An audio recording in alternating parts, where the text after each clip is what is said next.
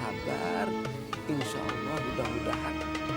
Kira, setelah ibu merasa kalau itu adalah gangguan mistis, saya ngomong ini merasa karena kan kita belum punya bukti jelas. Kemudian hubungan ibu sama suami bagaimana? Akhirnya saya benar-benar minta cerai dan suami saya menceraikan saya. Oh jadi sekarang udah cerai sama Udah suami? cerai sekarang. Tapi apa ya? Saya masih sering ini ya kayak merasa diikuti makhluk gitu loh, yang tinggi besar gitu. Ya, begini Bu Fira, tadi sudah saya minta sadarkan Mas Farid ya, baca Fatihah. Ya, habis sholat, baca Fatihah.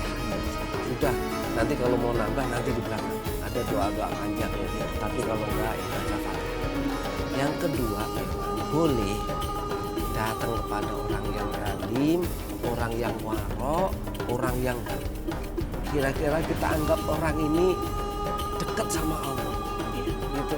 Minta doa. Ya kalau bahasa kita tadi ruqyah. Ya, di ruqyah itu dibersihkan. Memang betul Bu Fira, Mas Farid. Al-imanu yazid wa yanqus. Iman itu bisa nambah, bisa berkurang. Kadang kita dekat sama Allah, kadang jauh sama Allah. Nah pas jauh ini setan masuk. Nah kalau itu kita sudah berusaha baca Fatihah masih, nanti datang minta tolong ustaz atau kiai yang dianggap waro. Waro itu orang yang menjaga dari hal-hal yang gak penting. Untuk apa? Didoakan. Boleh. Ini boleh. Karena apa? Ini untuk kebaikan kita. Jadi begitu. Nanti mungkin setelah ini Mas Farid. Iya. Itu juga barulah. Masih belum. Itu gini Mas. Dan sekarang saya belum bisa maafkan suami saya karena perlakuannya dia sama saya dan anak saya ya Mas. Saya masih sakit hati sama apalagi sama perempuan ini ya Mas, yang dia udah merusak rumah tangga saya. Terus apa ya? Saya masih sakit hati Mas. Pak Ustadz, ada nggak sih hubungannya dengan rasa sakit hati itu, tidak memaafkan itu dengan tetap di bawah alam bawah sadarnya dia itu akhirnya dia merasa terganggu dengan ada Saya hal-hal bisa yang tadi dia memahami ceritakan. Mas Farid. Ya. Bila saya paham, memang berat kok jadi orang yang untuk ikhlas. Dan kita manusia, kita ini manusia biasa yang mohon maaf nih masih sedang benci, senang. Akibatnya ke anak saya. Nah, ini yang mau saya bilang. Sakit hati ini karena anak saya. Jadi Gimana rumah anaknya kenapa? iya, jadi anak saya jadi kayak merasa rendah diri ya karena berikutnya Cerai gitu, bisa saya bercerai. Jadi dia jadi apa sih? Pendiam gitu. Enggak jadi apa kelakuannya jadi enggak ada semestinya gitu ya, kayak memberontak gitu loh. Lalu memberontak gitu. Alhamdulillah. Karena dia sering lihat Ya. kita bertengkar ya, sering dia lihat saya dipukulin. Gitu. Ya ini dikhawatirkan dari sebuah rumah tangga jika ada kekerasan, ada anak di situ. betul. Kalau kita khawatir perilaku anak ya akan meniru gitu apa yang dilakukan kedua orang tua. Pemirsa yang dirahmati Allah, ini salah satu akibat dari kalau ada sebuah percekcokan di dalam rumah tangga. Yang paling menjadi korban pertama adalah anak. Karena apa? Anak itu butuh sosok yang akan ditiru dari seorang bapak, dari seorang ibu. Karena nanti sang anak itu akan menjadi seorang ibu kalau dia perempuan, seorang bapak kalau dia laki-laki. Bagaimana dia akan meniru kebaikan kalau setiap hari yang ketemu adalah percekcokan. Kalau dia kosong, ini saudara, pemirsa yang dirahmati Allah, ayolah, jangan ada pertengkaran dimanapun, khususnya di rumah tangga. Nah, ini yang menarik nih Mas Farid. Pelajarannya adalah masih benci. Iya. Memang sulit untuk langsung motong Bu, saya paham. Tapi pelan-pelan.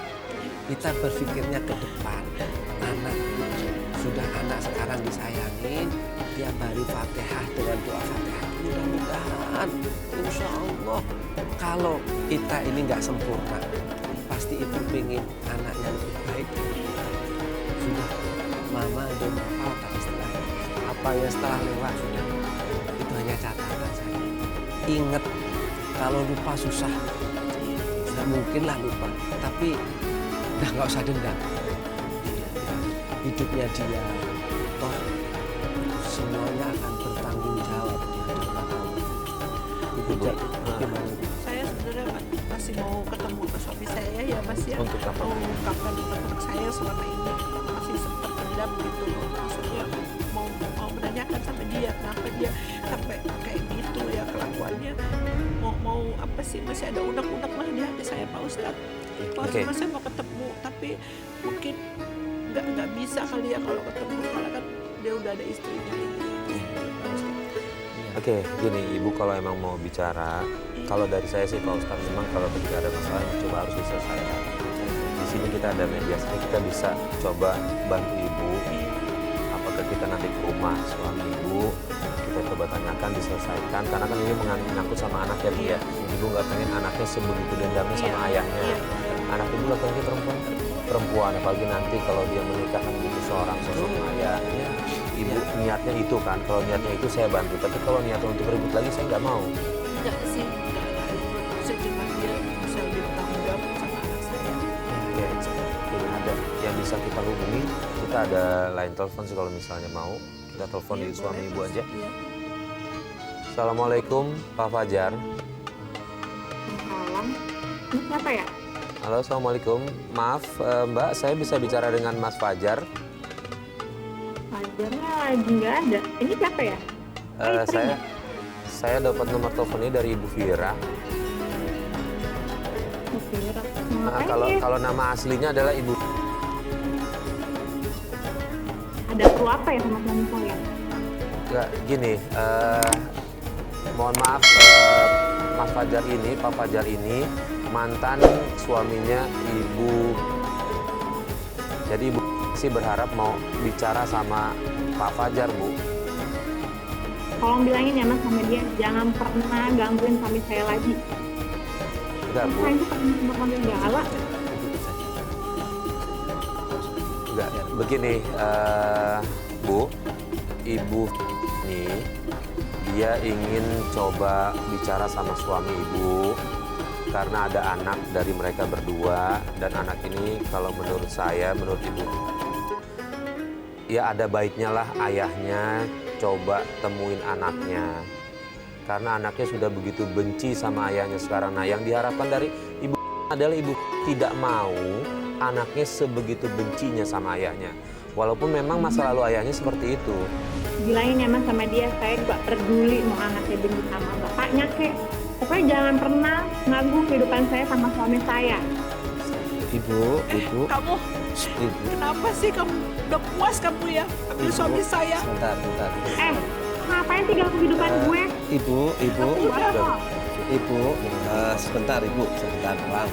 Ini mungkin nggak lama Mas Farid, sebentar. Ya nanti hanya ini mungkin pengen meminta hak dan kewajiban saja. Dan kita tidak ingin pertengkaran enggak. Kita sudah lewat yang lewat, cuma ini pengen menolong satu orang yaitu putri kesayangan, putri Sumatera Wayangnya lah. Agar ini bisa misalnya nanti sekolahnya bisa terjamin, kehidupannya bisa terjamin. Toh nanti juga karena anaknya adalah perempuan, masih punya kewajiban bapak itu untuk nanti sebagai wali. Nah itu aja Ibu. Nah, Kalau dia tuh bohong Pak, dia tuh pura-pura minta dikasihanin, padahal dia mau minta balikin sama suami saya lagi. Ya, Kalau udah dibilang suami saya tuh udah nggak tertarik lagi sama dia Pak. betul Bu, Dia kita bohong, ini Pak. Bu, mohon ditahan. Ini kita nggak ngomong masalah hubungannya, enggak.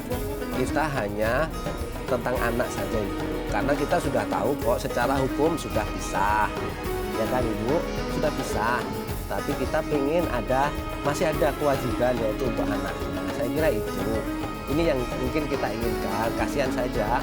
Karena nanti kalau anak ini sangat benci kepada ayahnya kan tidak bagus juga. Itu aja. Jangan sampai nanti timbul masalah di belakang. Itu aja Ibu. Mohon ya Bu. Saya kira itu deh Mas Farid. Iya. Iya. Kelakuan dia ini Pak Ustadz. Udah mungkin gini Bu, kalau menurut saya kalau Ibu tetap terus begini nggak akan selesai.